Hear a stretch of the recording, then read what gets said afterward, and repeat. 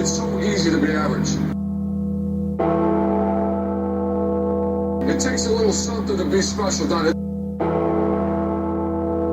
It takes a little something special to be a great player. Did you push yourself to be great today? Yeah. The man of Scarlet and Gray. Yeah. Let's go. The man of Scarlet and Gray.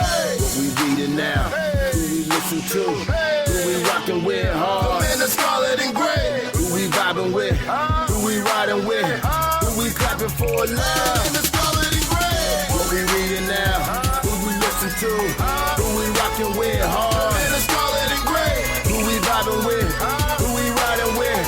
Who we clapping for love? The man of Scarlet and Gray. It's time for it. You ready for it? It's my time. You better know it. It's go Bucks.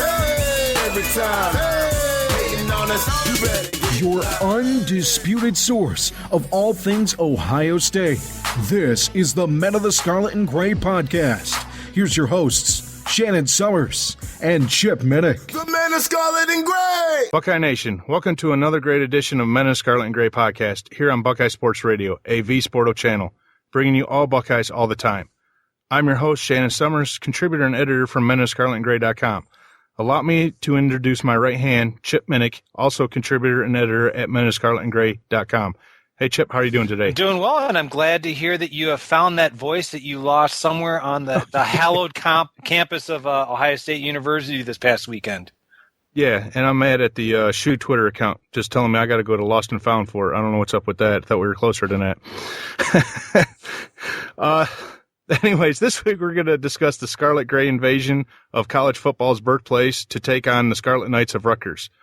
We have joining us today Jerry, who is host of Our Big Show podcast on Blog Talk Radio, and Sal from SalSueSlayer.com. Both men are not only big within Rutgers, but also huge fans of the Big Ten and love to talk college football. Also, we will go over the Dark Knight game that I'm fortunate enough to be able to have been a part of. We have our Motsag Pick'em, where it looks like I'm just, I don't know, I could give up. We'll also be doing another week of our Ask Motsag, since you fine folks sent us questions again this week. Thank you so much. But before we get into it, we want to remind you to download the free Buckeye Sports Radios app on your iOS or Android device so you can enjoy our show and other great shows on the channel wherever you go. And go follow the channel on Twitter at Buckeyes Radio. I know I'm going to be listening to it on my way out to New Jersey this weekend, so that should be fun.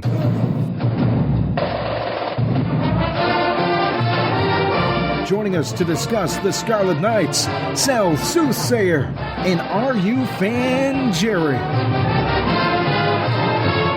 All right, so I'd like to welcome Jerry and Sal in to answer questions that we have for our upcoming opponent, the Rutgers Scarlet Knights. So this is an open question for either one of you. You guys can fight it out amongst yourselves who wants to go first, or if you both want to answer it. The first question I had is, Rutgers rallied past Indiana 55-52 this past week to even its record at 3-3. Can you guys give our listeners some strengths and weaknesses of this Rutgers team? Sure. If you don't mind me going first here, Jerry. I think that Jerry and everyone would agree that the strength of the Rutgers team is their running backs. They'll play four in the game. The guy who's really almost slid to the third in the depth chart, Paul James, before he was injured last year, it was at one point, he had 6 touchdowns the first 3 games as a junior. He's come back this year as a senior, and he's kind of third behind Josh Hicks and Robert Martin, who both have gone over 100 yards on separate occasions this year. The third down back is Justin Goodwin, who I think they have him in there primarily, as his strength might be pass protection as well as catching the ball out of the backfield. All 4 of those guys at various points in their careers have gone over 100 yards multiple times in single games. So I would think that would probably be the strength of the team would be their running backs. Yeah, definitely. I mean, the one thing I want to add is if you look, you mentioned Paul James' injury history. I had on my podcast Sam Hellman from Scout.com, and he brought up a good point where in the 2 games ago, Michigan State, where James ripped off a 72-yard run. And at that point, you figured that they're going to go with the hot hand approach. But they kept James out of the game. And at that point, you realize that this is deliberate what they're trying to do. James, at 2 different points in the last 2 years, led the nation in rushing and then was injured and done for the year. So right now, I think they're deciding they're going to go with Hicks and they're going to go with Martin. They're going to go with them early and potentially throw in James as a guy to pop it. So it's kind of interesting because it's not really a hot hand approach. It's a committee between the two of them, and James is kind of like your home run hitter, and it's been working. I think also Rutgers will surprise a lot of people in how well the offensive line has performed, and it's it really is a Big Ten line both in size and the way they're playing at this time. So the next question I have is related to Leonte Carew, who's come back from his suspension and, in my estimation, very spectacular fashion. So for our listeners who may not have seen Carew play, can either of you give a comparison to, and it could be an NFL player or maybe another college football wide receiver, so Ohio State fans have an idea as to how difficult it may be for the Ohio State defense to contain Carew on Saturday night? You want to handle this one first? Oh, yeah. If you don't mind, grab this. And the one thing I think in your last question we didn't touch, because it's always fun to talk about the strengths, but we didn't mention about defense, the weaknesses, and obviously you saw on the defensive side of the ball, the defensive backfield is a big weakness, and it's been pretty much chronicled where several players that were kicked off the team for arrest, and it was all targeted at one particular unit. So we'll probably touch more on that, but I just want to, we didn't skirt the question of the weaknesses, because obviously there are weaknesses. In terms of Carew, I'm not really that good at, saying, pointing out, guys. When you had this question, I kind of put some thought into it. He kind of reminds me almost, he is listed as 6'1". I think he's probably more 6 feet. He's not a big guy but in terms of height, but he's pretty built and pretty compact. He reminds me a little bit of like a Greg Jennings in terms of like an NFL type of player. Maybe you want to keep more local if you think of like a Golden Tate or when he was at Notre Dame. Those are 2 guys. And I was even thinking Steve Smith, but he's a little bit bigger than Smith in size. But we're a compact receiver. I don't know if Sal agrees or has any comparisons on his side.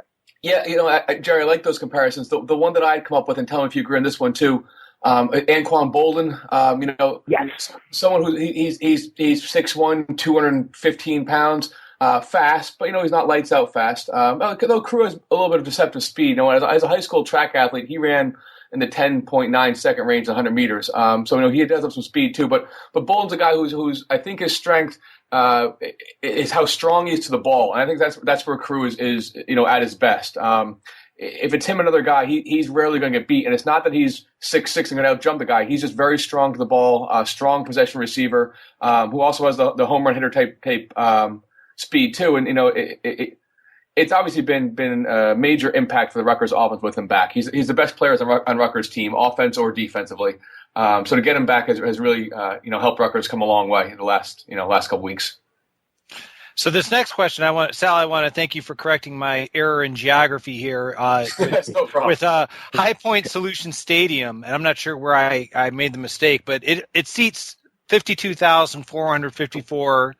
In Piscataway, New Jersey, and I guess this is more for our fans like Shannon, who is quite the road warrior. That is going to be those Ohio State fans that are going to be going to Piscataway. What can they expect as it relates to parking? Any challenges? Is there any construction around there? Because that kind of was an issue earlier this season for Ohio State fans when they had to go to play Indiana. Or do you have any recommendation about places they can go before the game? Yeah, the key question is when I start chanting OHIO in the crowd, am I going to have any problems getting there?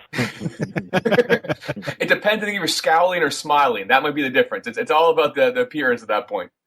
There you go. Jerry, you want to go ahead and handle this one? You're certainly more of a seasoned vet in the Rutgers scene, so go right ahead. Yeah, I mean, I think what's good about the game being a 8:00 Saturday game, you'll have a constant stream of people coming throughout the day. So you're not going to really find the same type of travel issues. New Brunswick's kind of really centrally located in New Jersey. So there's tons of access routes and interstates. So there's really nothing in terms of travel or, any kind of construction. My big recommendation is, especially people coming out to for the first time. This is one of the original colleges in the United States. I mean, it's 1766 is the origin. So are you able to get there, earlier in the afternoon, park, walk around the beginning part of the campus, and downtown New Brunswick has places to eat, and get a feel for, the campus itself. And, I would probably recommend getting out to the lots as, around 3-4 o'clock, and, you really won't have a problem in that. And, I think what you will find, particularly, and I think this is what a lot of Big Ten fans are finding as they come visit, is there's a lot of misconceptions, and you'll start to knock down those misconceptions. The media likes to beat down on, Rutgers, like where people say, why were they admitted to the Big Ten? Nobody cares about Rutgers in New York, or, New Jersey. But they forget the size of the population here. And you'll be surprised that there is a large group, and you're going to have an atmosphere. Now, it's not Ohio State. It's not Penn State. It's not 110,000 people, but you're going to have 55,000 people and a pretty good tailgating atmosphere that's kind of a little more centrally located than other places. Yeah, certainly the tailgate atmosphere, it is to me the calling card of Rutgers in pregame. It's not one of the schools where there's a lot of bar scene going into before the game. You walk around, you walk up to anybody, they're going to be very friendly to you. Again, as long as you're going with the right attitude, they'll be very friendly to you. Make friends with some Rutgers fans. They'll be glad to have you in and talk college football. As Jerry said, the area gets a bad reputation for being too much of a sports, a professional sports area.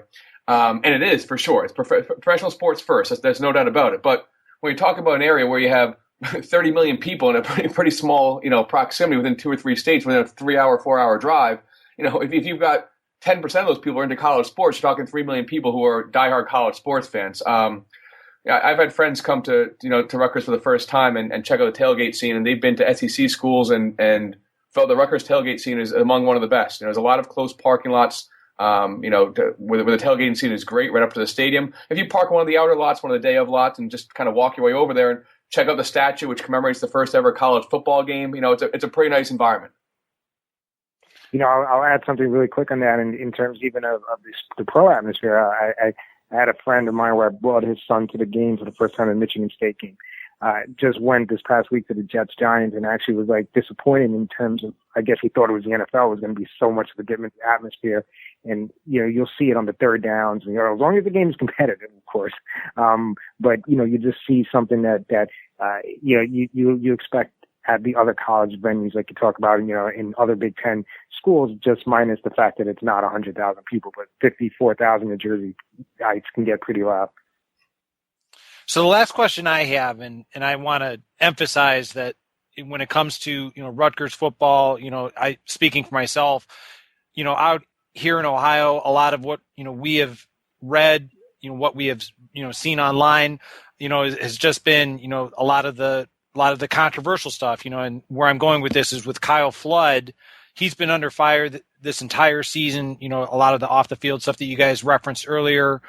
He just finished a 3-game suspension. So I'm just going to ask, is he truly under fire? Like, what are the odds he's going to be able to survive? Does he need a bowl game to survive, or is this just more of the media overblowing,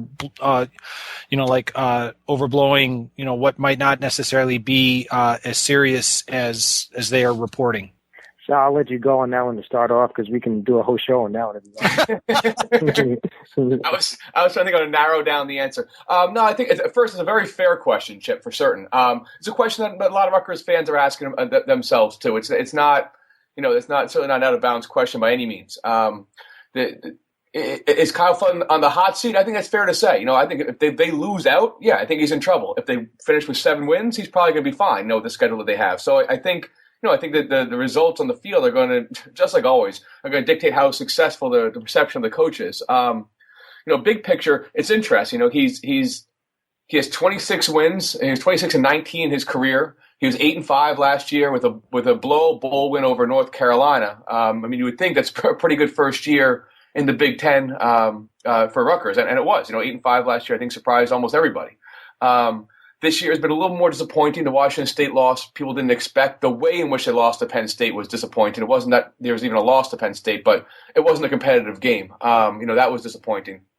And there's been off the field stuff. One of the things that Rutgers has prided themselves on over the years is having high standards for academics, high standards, of course, for the football team. But things like graduation rate, the APR percentage, those things matter a lot to Rutgers and to the boosters too. And like always, that's where it's going to begin and end is the big name booster support. Are they going to want to ante up and get somebody else? I think that if they want to ante up and get somebody else, it's going to be a question of, are they going to really throw a lot of money in there and hire a coach in the $3 million range? If you're going to hire another coach for $1 million, $1.5 million, which is what Kyle Flood makes, I don't know. It seems kind of like a lateral move. So I think how the season finishes out is going to go a long way to determining if Kyle Flood comes back.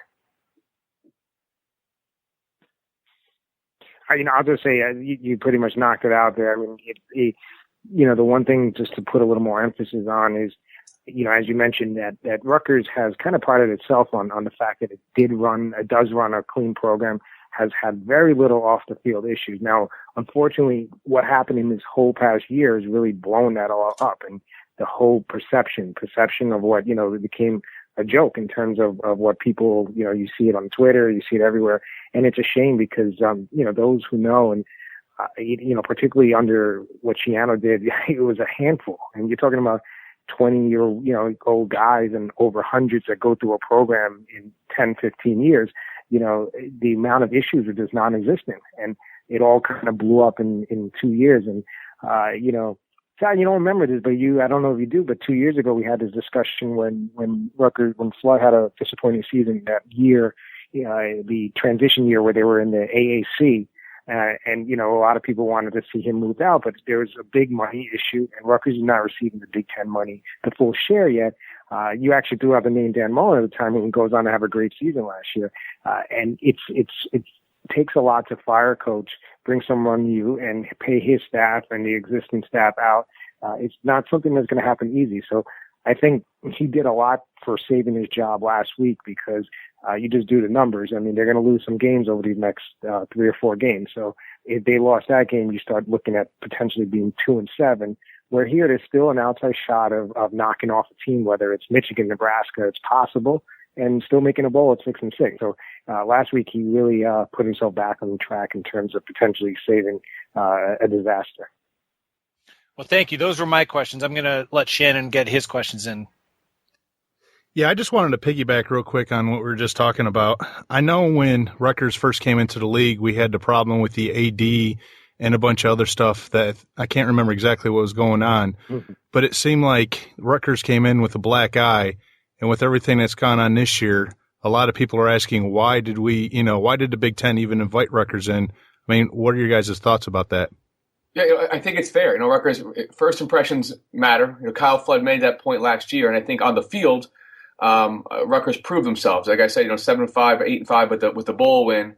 But off the field stuff matters too. I think it's a fair question to ask.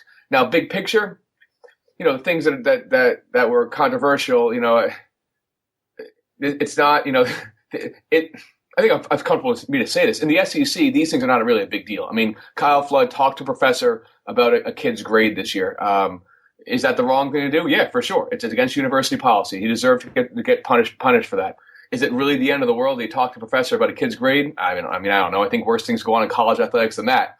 But when you're in New York, New Jersey, everything you do is under a microscope.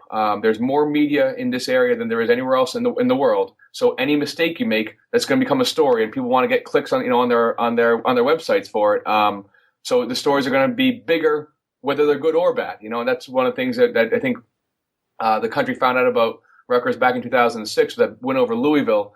Kind of putting them on the national stage. When things are going well, it's New York City, it's New Jersey, it's the major media capital of the world. But when they're going poorly, it's going to be the same thing. Things are going to be blown up both ways.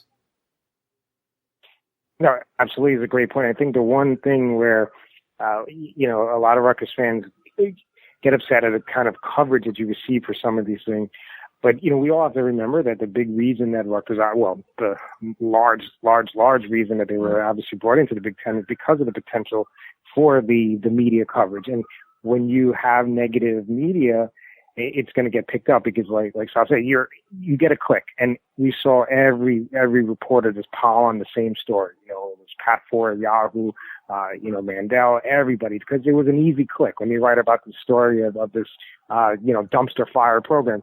And meanwhile, as a fan, you're really going kind of crazy because the week that they played Kansas, it was just like the joke of the Twitter world. And, meanwhile, this is a program that's made 9 of 10, a bowl game in 9 in the last 10 years.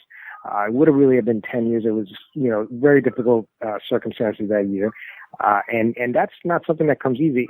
If you look at it, what it takes to make a bowl game in 9 out of 10 years, are things that happened last year against Maryland, a 25-point comeback last week against those games. Like, it's a resilient program, and it takes a lot of hits in the media. And I think in terms of the black eye, it definitely deserves it because there's issues in the administration, with the athletic directors, a university that has to kind of appeal to, it is a state university in a, very, very liberal area that has to appeal to a lot of different concerns out there. And I think sometimes it doesn't always act as strongly as it should. So it is. Now, what I just say in terms of the Big Ten fans that are being exposed to the program is remember that this is a state that has a lot of football talent. And the base of the program that you can see, the fact that it can compete with all these Big Ten programs, at some point or someday, there's always that very high possibility that somebody comes in and keeps some of those guys. And I don't mean all of them, but just some of them. We'll take an Eli Apple this week. And a lot of that changes, give 3 or 4 players, and this team now can go from competing to winning these games. And I think that's what always you got to remember in terms of the potential of this program. Just one more thing to add to that, Shannon. What I think what Jerry said is important about the media too. Rutgers was and Maryland. They were added because they're going to bring in New York City, Philadelphia, Baltimore, and Washington D.C. to next time there's going to be a TV negotiation deal being had. And already, I'm going to get the numbers wrong here, but already the Big Ten Network.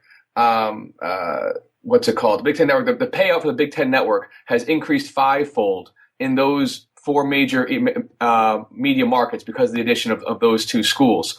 That's going to bring tens of millions of dollars back into the Big Ten Network, and that's already just the Big Ten Network. That's not negotiating with ESPN. That's not negotiating with Fox and the next television deal. And if that's the deal you wanted when you invited Rutgers and Maryland. The downside is when there's something that goes wrong, it's going to be a bigger deal than it would be if it happened, at Mississippi State. And I brought Mississippi State on purpose because of Dan Mullen reference before. But that's the kind of thing you get. You get to go with the bad with as many people that are have their eyes on New York City and New Jersey. I'm glad you brought up about the New York City, New Jersey media market. Just a quick point to that is obviously being a longtime member of the Big Ten. There are so many alumni from Ohio State as well as the other, I'm just going to say traditional Big Ten schools that are living in the New York City area. So you're absolutely right, expanding that viewership to be able to see, Ohio State play, not only, when, on the road at Rutgers, but just in general, watching those games on television is a tremendous boon for the Big Ten Conference. I want to add to that actually, because, you bring a big point out, and it's things that I didn't even realize, like how many Indiana alumni are local, Michigan State. And one of the things is when each one of these fans come to the game and they live in New Jersey and they live in New York, they go there, they're obviously rooting for their alum, their school.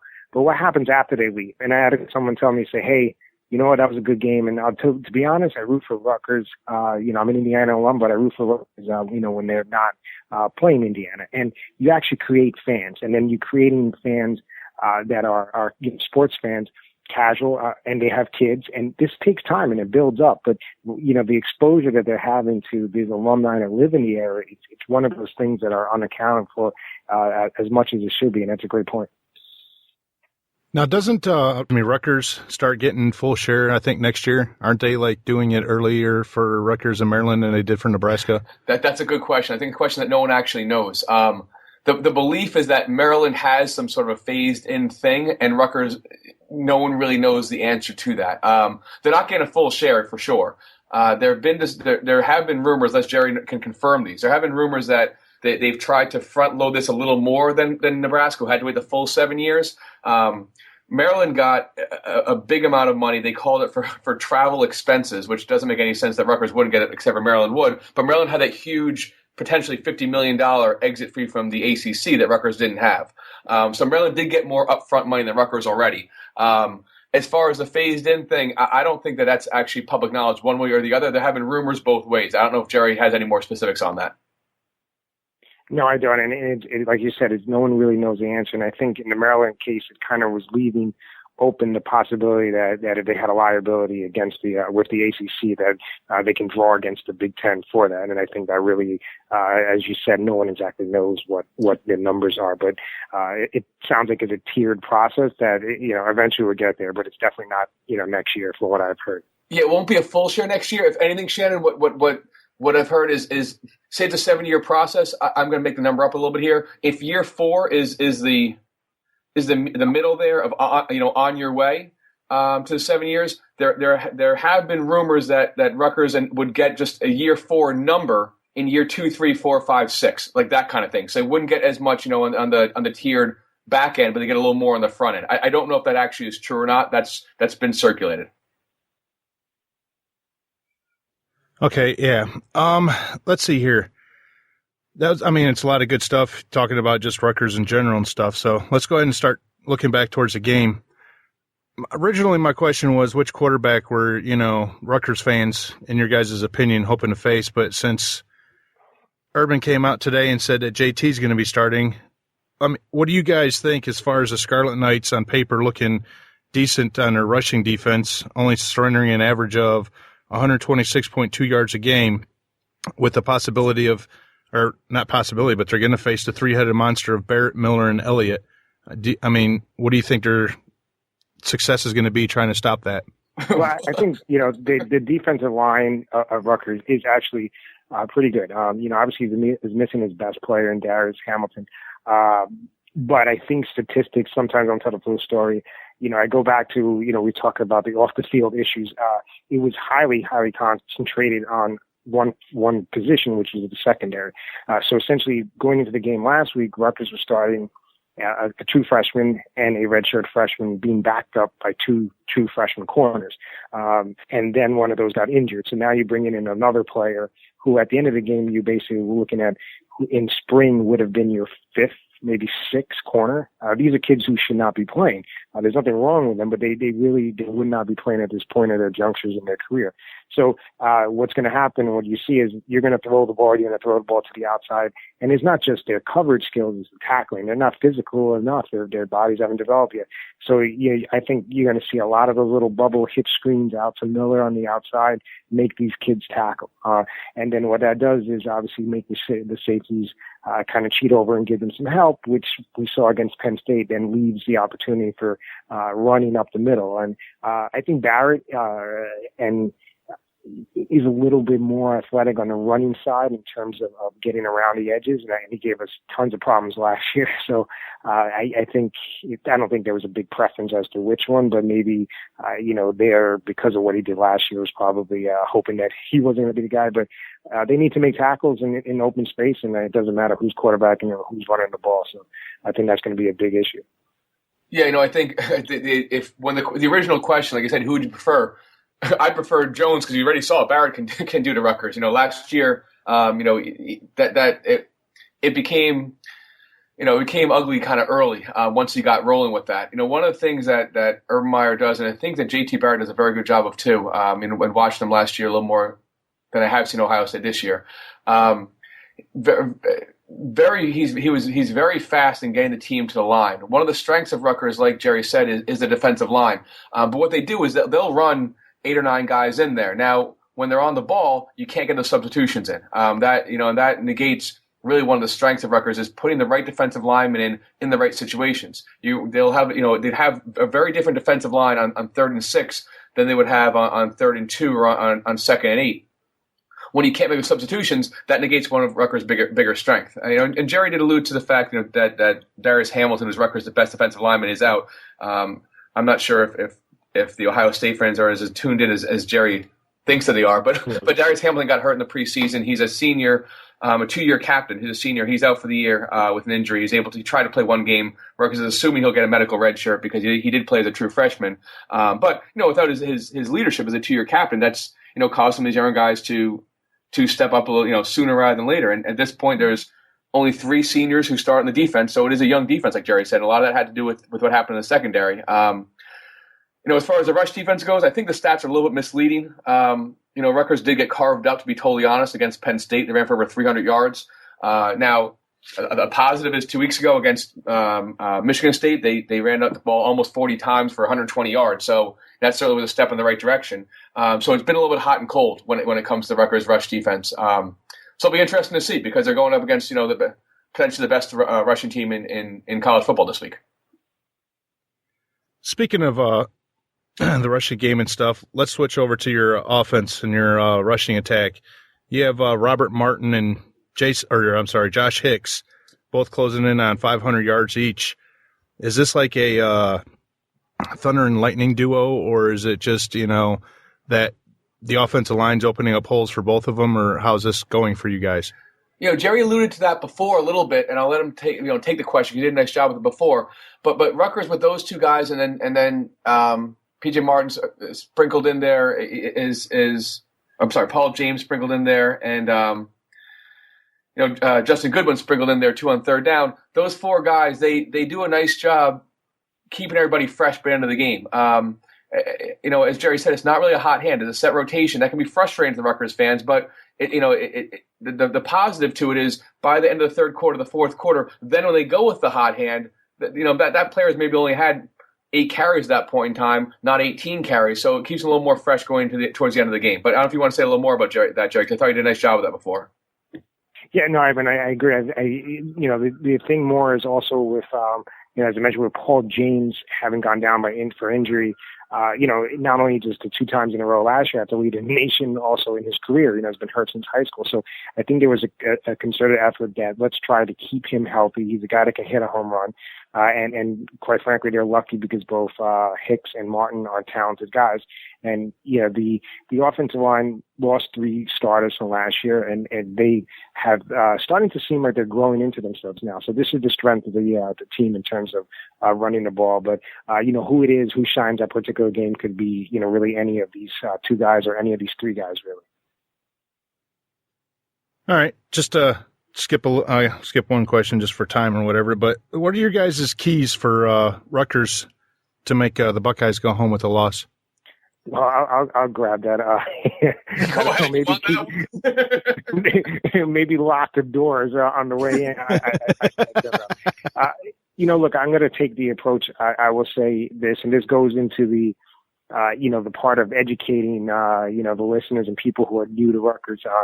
I again will hit back on the talent that's in this state, recruiting wise, and there's a potential here when, we look at like the top player in this nation is a defensive tackle, actually from our hometown.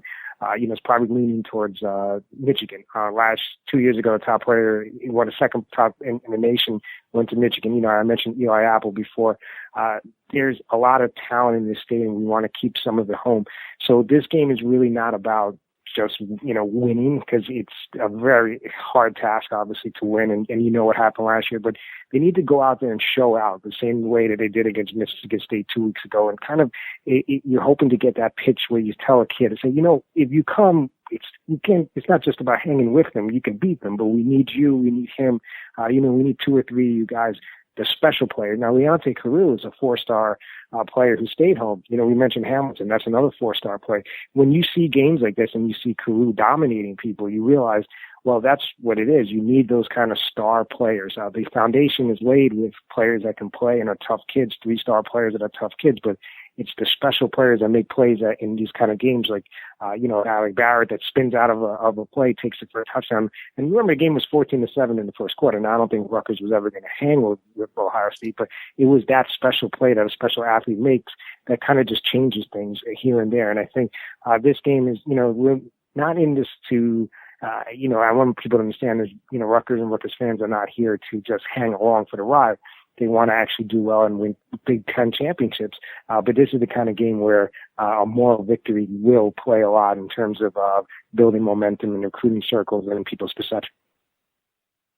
Yeah, if Rutgers is able to, I mean, before you talk about a major upset and defeat number one team in the country, is able to keep this thing close in the fourth quarter, I think they have to get some breaks. They have to have some breaks with turnovers, and you create those breaks. I don't mean to say that those things are just lucky. You create turnover breaks, and they'll probably need to have some special team situations go their way. They do have extremely dangerous return man in Arian Grant, certainly one of the best in the Big Ten, if not beyond that. They have a terrific, punt and kick block unit. Those are the kind of things they're going to need to have happen to be able to stay with Ohio State for 4 quarters. And like Jerry said, that we saw last year, can Rutgers hang with Ohio State for a quarter? Sure. Maybe the goal is to see if they can, keep it going to the third quarter this year. And you know what? You're at home at 10:30 at night, and the fans start going nuts. You never know what's going to happen at that point in time. And then I think that would be the goal for Rutgers going in, is to keep this thing close as long as possible, get a break, and then, hey, you never know how it's going to, that's why they play college football, right?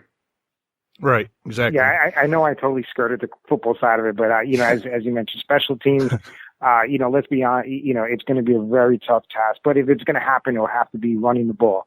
And I think, Rutgers has a better offensive line than people expect. So let's say the only way for them to win this game is to run the ball, have short yardage, which I think, we'll probably end up talking about, converting short yardage third downs, which what Laviano can do.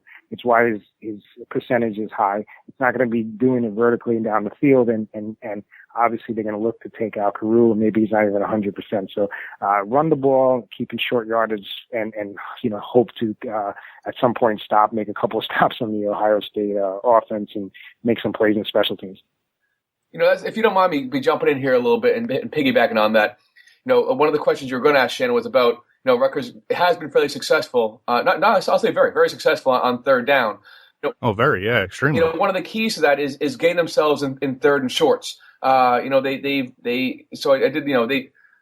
run the ball very well on first down. They're averaging almost 5 yards a carry on first down. They can get themselves in the 2nd and 5. That's how they're going to be able to convert third downs. And 3rd and 13 is not a good situation for anyone to be in, but for Rutgers especially to be in. When they get a little bit, they don't mind being in third down. They don't mind being 3rd and 2 and 3rd and 3 because they are a balanced attack. They are going to throw it well. They've got great running backs. They can run 2 or 3 yards when they need them. So that, that's one of the keys. And Jerry said, if they're going to be able to pull this thing off, they need to convert third downs. They're going to need to run the ball. They're going to need to have have a little bit of time of possession, not even in their favor, but some ball control on offense, so the ball is out of Barrett's hands and Elliott's hands. And if they're able to do that, then they'll be able to hang in the game. But first down is going to be a big down for them. 2nd and 9 is not a great spot for Rutgers to be in. 2nd and 5 is where they want to be. Then they have a little bit more. Your defensive coordinator, 2nd and 5 is one of the worst downs to be in. So that's what they want. That's what they want to try to do in this game. All right. Well, that's some pretty good stuff. Jerry, I know you got to get going and everything. Do you have any predictions for the game? And I'll let you go ahead and plug your stuff and give out your Twitter and everything. Sure, no problem. First, to our youth fan, Jerry, I also have a podcast which I do Wednesday nights or Thursday nights. They're called the Our Big Show, which I try to do.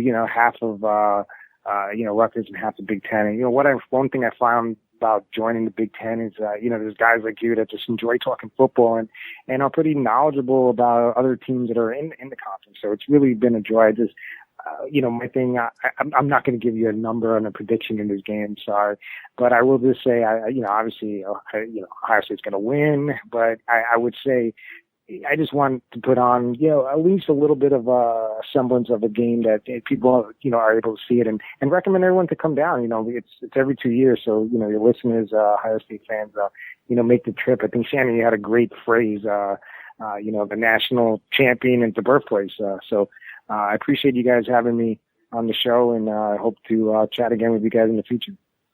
Oh, no doubt. And definitely appreciate you coming on the show. Absolutely. Thanks for coming on. Thanks. All right, man. Sal, we'll talk again. Okay, have a good one, Jerry.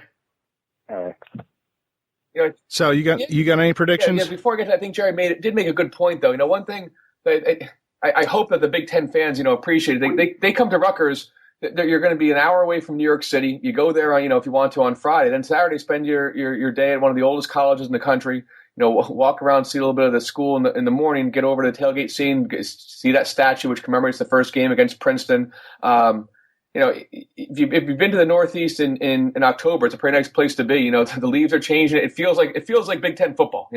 That's what I used to always say before Rutgers was in the Big Ten. I'd walk outside, it'd be a nice morning, and send one of my friends a text. Feels like Saturday morning feels like Big Ten football, and it does. And it's hopefully, Shan, you have a great trip out here. As far as the game, I don't know if you want a number score. I'll be optimistic and say Rutgers can hang in there for 3 quarters. Ohio State's just too talented, which they are. They win it 48-31. I got Rutgers covering the spread now, so I can at least get a win there. But it could go any number of ways. I'll be as honest as I can be. I didn't think the Michigan State game was gonna play out the way that game did. So you never know.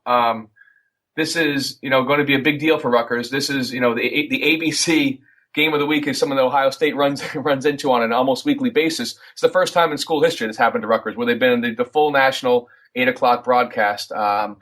Not the broadcast where I forget what it's called, where they have the ESPN2, ABC split. So it's something that the school's really excited about, the state's really excited about. There is a buzz about it. People are talking about it on a Tuesday in New Jersey, which is not always the case about Rutgers games. So it's exciting to have Ohio State come in, in this kind of 8:00 setting. As far as the game goes, like I said, if Rutgers is going to stay close, they're going to get some breaks as far as special teams go, as far as turnovers go. If they do that, maybe the game turns into a Michigan State game where it's the fourth quarter, things get tight, and you never know. But let's say 48-31. That seems like a reasonable score. It's good. I know, honestly, I'm really excited about coming down, especially like catching, the statue and everything and being at the birthplace of college football. It's just a unique experience. So it was a nice, opportunity presented itself to be able to jump on it. Yeah, like I said, that's one of the nice things to me about, when you're in a new conference, going and checking out the schools to me is something that I've always liked to do, regardless of even football games. Checking out colleges, seeing different parts of the country. It's such a great country, and if you're going to drive or fly wherever you're coming from, Ohio, 8-hour drive, whatever it's going to be, you could go through, Pennsylvania. You might fall asleep on the way there, but then you're going to get to New Jersey, and it'll be, closing in New York City. That's a pretty unique experience for a lot of people. Yeah, I was looking at the map, and I get to, for some reason, go right by State College. So I was like, that's real nice. Did you want to hang out with us and do some predictions on some other games in the Big Ten? Yeah, sure. I'll stick around with you guys. You are listening to the Men in Scarlet and Gray here on Buckeye Sports Radio, a V Sporto channel.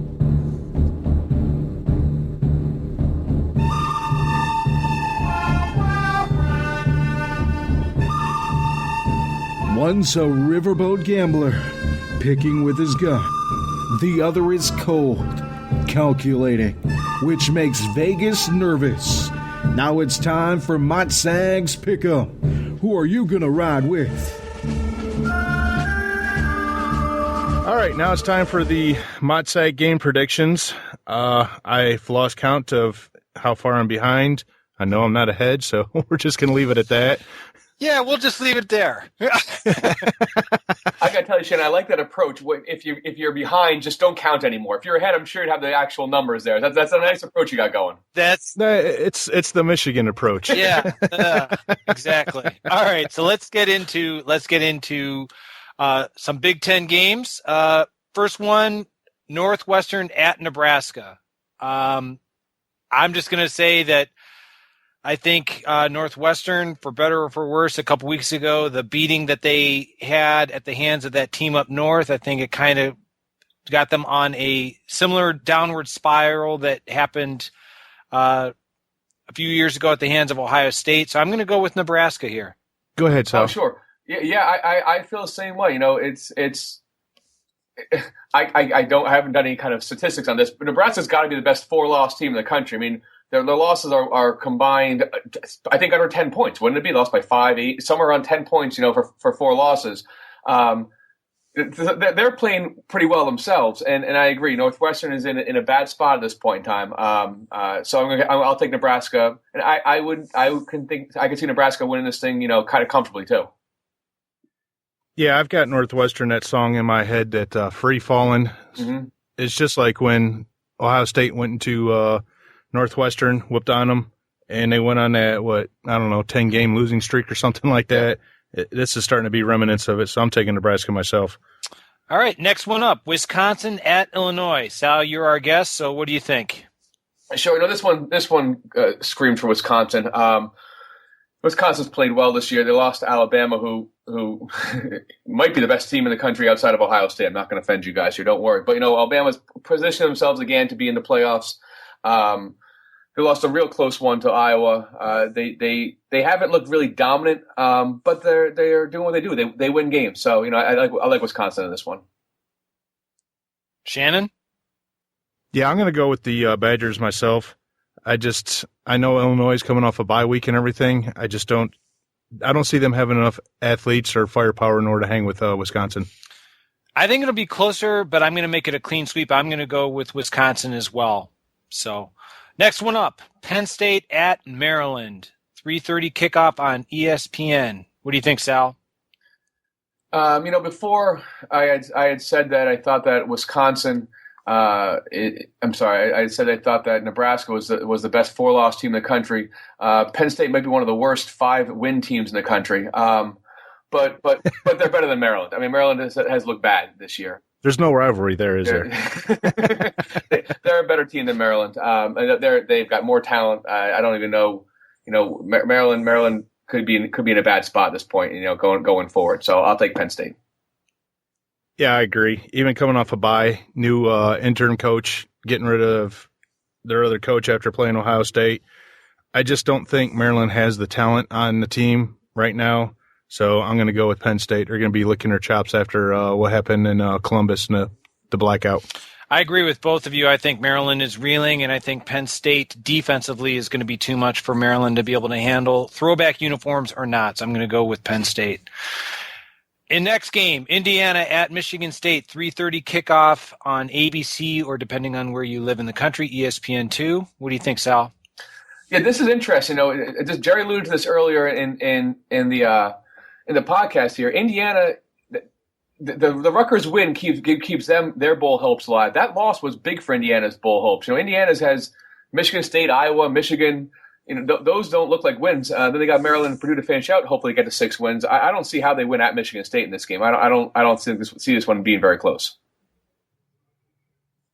Yeah, the biggest key is going to be how Michigan State not recovers, but what their attitude is after that Michigan game. Are they going to think that they're catching all the breaks and not be giving it their all, or is it going to be kind of a wake up call that they almost lost that game and it was a awesome mistake by that team up north to give them the win? So I'm going to go with Michigan State. I think Indiana's going to come in with some offense firepower, but in the end, I think Michigan State's going to pull it out. I agree. I think Michigan State, even though they might be emotionally spent after the miraculous win in Ann Arbor, I think Michigan State will be too much defensively, especially on that defensive line. They really impressed me with their performance against the Wolverines. So I'm going to go with Michigan State. So let's move on to a national game, which is Utah at USC. Go ahead, Sal. Oh, sure. I'm sorry, guys. How about, Utah has got to be the talk of the country at this point in time. Now, and USC, as usual, is a little bit of a disappointing funk here. They both scored, in the high 30s. The numbers tell a different story than what you actually, what their records are. But I'll go with Utah as a team of destiny this year. They pulled a monstrous road win for them on the road, at USC. Yeah, I think Utah's going to pull out a small victory, and they're going to down the Trojans. It's just now that USC's playing, with reckless abandonment and new coach and everything, what's going on there. So players are just going to give it their all a little bit more just to, try to make a name for themselves for next year if they're going to be coming back, or trying to, get into the NFL. So, but I still think Utah's going to pull it out. I'm going to agree with both of you. I think Utah is going to take USC, and I'm going to throw a little twist here. I think this is an opportunity for Utah's head coach Kyle Whittingham to become a solid candidate for the USC job. Oh, that was nice tease. That was good too, and very good call too. He is the hot name in college coaching right now for sure. All right, last game that we got to talk about. The game, Ohio State at Rutgers. Dun, dun, dun. All right, so Sal, you don't want to put a score. That's okay. No, he already gave a score. Okay, I'm sorry. Okay, I forgot. I forgot. You have them covering the spread. We do not encourage gambling on this show. I understand this show, but no. If you've listened to the show, Sal, and people are listening to me, we know not to gamble. Exactly. We not only know not to gamble, we know not to pick Ohio State to cover the spread. Exactly. I mean, I make Vegas rich. Exactly. There's a reason why they're building all brand new buildings that are nice and shiny out in Las Vegas. They don't listen to us. That's for sure. Or maybe they do. Maybe there's listeners to you guys. Stop giving you guys. Just do it. Exactly. It's like that Seinfeld episode. Yeah, the opposite. I thought Ohio State would win this. I think the number I said before was 48-31. Hopefully it's close in the third quarter, and the Ohio State fans are happy that they got entertained for a quarter and a half, and the Rutgers fans will be glad it's a close game in the second half. Shannon, do you want to do a score, or do you want me to go? I'll let you go ahead and go. Well, So my prediction for the score, I think Ohio State offensively, especially with the news of J.T. Barrett as the starting quarterback, I think they will look the most cohesive that they have all season. I think Rutgers is going to be able to run the ball, which is very disconcerting, has been for Ohio State fans all season. Hopefully they will do better than they have the past two games. But I like Ohio State 49, Rutgers 21. I'm going to go out and say, after seeing what happened with the Penn State game, especially sitting there in the stands witnessing it, you've seen J.T. Barrett is finally over the mental hurdle of his injury. J.T. Barrett took control of this team on Saturday. That's why J.T. Barrett is now the starter. This offense is going to move like crazy. Nothing against Rutgers. I know that their pass defense is not very good, but their rushing defense is a lot better. But it's still going to open up a lot of things for Ohio State. I think with their bend but don't break, you're letting them get up and down the field. But when you get inside the red zone, Ohio State's doing a pretty decent job of keeping people out of the end zone or holding them to field goals or not even field goals. So I'm going to go 56-10 for my prediction. Yeah, if you don't want to jump in here, Shannon, that's not an outrageous prediction by any means. I think the 10 people will be more surprised about than the 56, but like I said to you earlier, this is not the Michigan State matchup. The Michigan State matchup is a better matchup for Rutgers defense than Ohio State. They're too wide open. They don't allow you to sub on defense, and they could put up a lot of points in this game. Yeah, that's right. It's going to be. I think it's going to be fun. I can't wait to go down there and meet a bunch of people and just have a good time. That's what college football is all about. That's what college football is all about. People having a good time, hanging out, enjoying each other's company. That's why it's a better game than the NFL any day. Exactly. All right, so you want to go ahead and give some plugs and stuff for yourself and your Twitter and stuff? Yeah, if anyone wants to follow for Rutgers or really any Big Ten news, you can follow me at South Soothsayer or check out the website where somehow we're still allowing Shannon to vote for the Big Ten Power Poll every week. You can check out the Big Ten Power Poll. It's usually up on Tuesdays at southsoothsayer.com. So check out either one of those two things for any Rutgers or Big Ten news. Hey, mine's not as bad as Tyler's with his. So I was going to ask if you watched the games last week. How do you still have Michigan above Ohio State and Michigan State? I don't know, but we'll leave it at that. All right. Well, we definitely appreciate you coming on the show and talking Rutgers with us and talking college football and stuff. You are listening to the Men in Scarlet and Gray here on Buckeye Sports Radio, a V Sporto channel. After further review. First and goal, Ohio State at the 10 of Penn State. Let's go back and relive the dark night at the shoe. To the right at the 10. Elliott pushes his way to the 5. Elliott to the end zone. Touchdown in the right corner. Ezekiel Elliott on a 10-yard run as he bumped off Penn State defenders and gets his 11th rushing touchdown of the season. 13-3. Okay, Chip, let's discuss what happened Saturday with the dark night, the unique game that was against Penn State. I'll let you go ahead and start it off. Well, from a television viewing audience, it certainly seemed as though Ohio State came out very flat offensively. Cardale Jones, I'm not saying that he played poorly, but there were a lot of inaccurate passes. And then Ohio State, I'm just going to say it, I think they had a very fortuitous holding call on a Penn State lineman by the name of Brian. I'm not sure if I'm going to mispronounce his last name, Gaia, number 72, that negated a Penn State run. And then it just seemed as though after that point, when Ohio State inserted in J.T. Barrett, the offense started clicking. Joey Bosa started wreaking havoc at both the defensive end as well as defensive tackle. So 38-10, and with the news that came out today that J.T. Barrett is now the starting quarterback for this game at Rutgers, I think Ohio State's definitely on the right path. What's very, very concerning to me is the fact that Ohio State gave up nearly 200 yards on the ground to Saquon Barkley of Penn State, with the opponents that are coming down the pike for the remainder of the season. Ohio State needs to get that run defense figured out, or it might be a brutal ending to the season. Yeah, I agree. It's kind of ironic that 2 years ago we went from having a terrible pass defense and a really, really good run defense to it's starting to switch. And I don't know if it's caused by the aggressiveness of the defensive line and the linebackers, people not staying in zones or something. I'm not exactly sure what's going on with that for the run defense, but something does need to be done. If it's the bend but don't break, fine. If you're keeping them on the end zone, you're keeping them off the scoreboard as far as field goals, you're doing your job. One of the biggest keys I'm taking away from the game, before the game, they had the Heisman House up there. Got to meet Troy Smith, Eddie George, Ezekiel Elliott's dad. That was a lot of fun being inside there.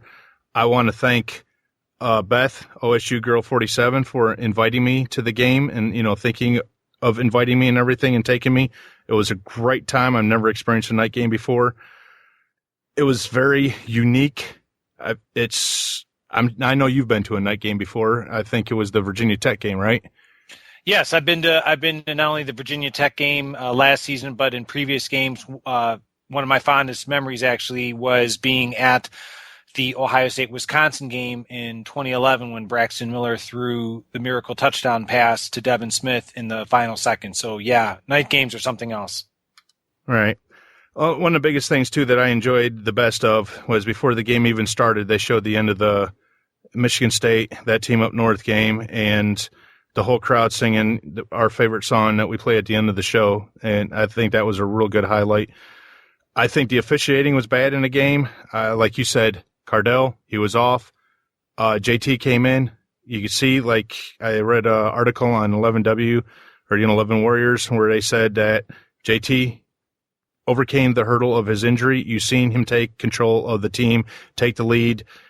It's now JT's team.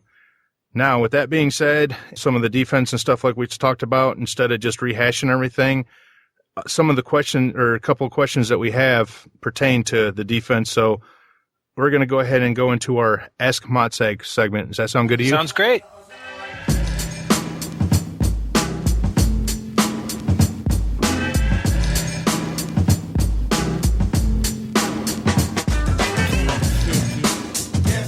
It's time now for Ask Motsag.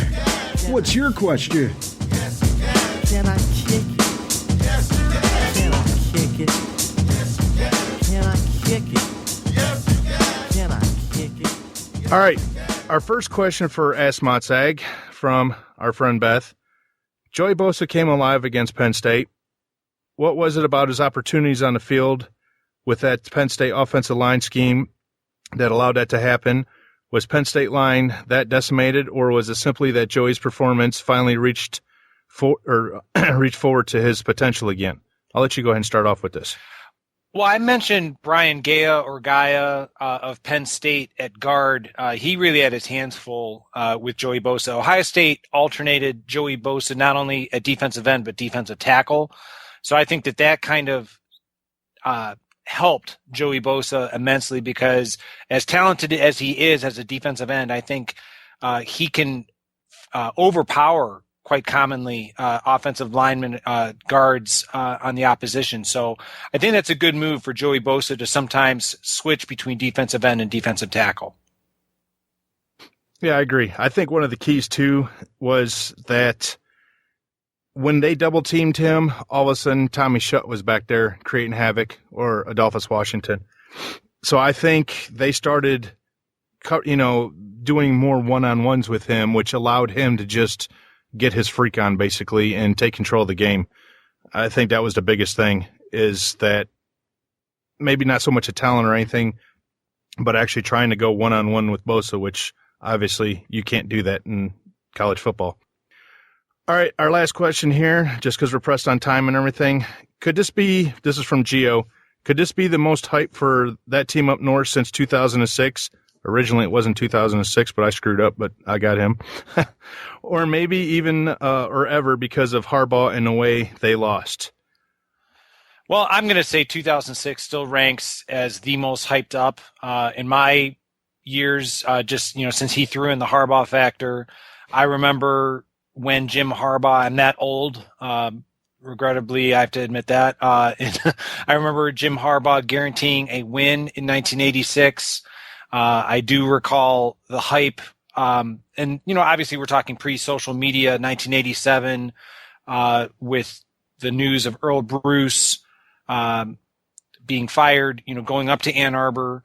I don't think any Ohio State fan that was around during the Jim Tressel era can ever forget the 2001 game where, he had said that you'd be proud of our young men in the classroom, in the community, most especially of all, on the football field in 310 days in Ann Arbor, Michigan. Those are all. That was right after he was introduced at a basketball game. So those are all hyped. But I think 2006, the fact that you had both teams undefeated, ranked number 1 and number 2, I think that one will definitely take the cake. It just remains to be seen the rest of the season how both teams do. I think that will just only add to the hype. But absolutely, I think the fact that Urban Meyer going up to Ann Arbor with possibly the number 1 ranked team in the country against Jim Harbaugh, I think the hype will be. It'll probably be number 2 on the list, but that's just my opinion. Behind 2006. I agree. I think one of the biggest keys right now, too, we got to watch, and I said this even before the game this past weekend, the Wolverines have not faced any adversity this year. I mean, would you say that is correct before this game?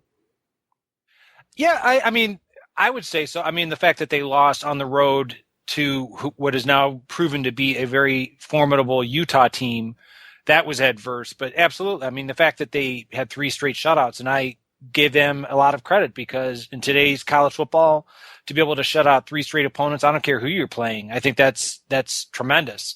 Now, we'll see what the mental makeup of the Wolverines is. I think the fact I give a lot of credit to Blake O'Neill from what I've seen on social media. He came out, met the media.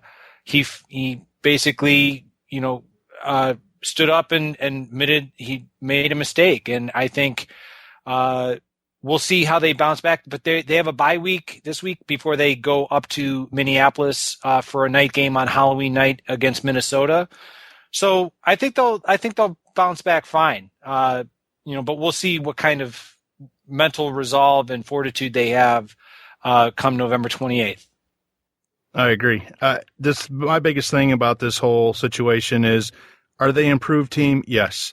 I know that Brady Hoke on his Sirius channel or, that show that he's on said something about, we left them some good stuff in the cupboard.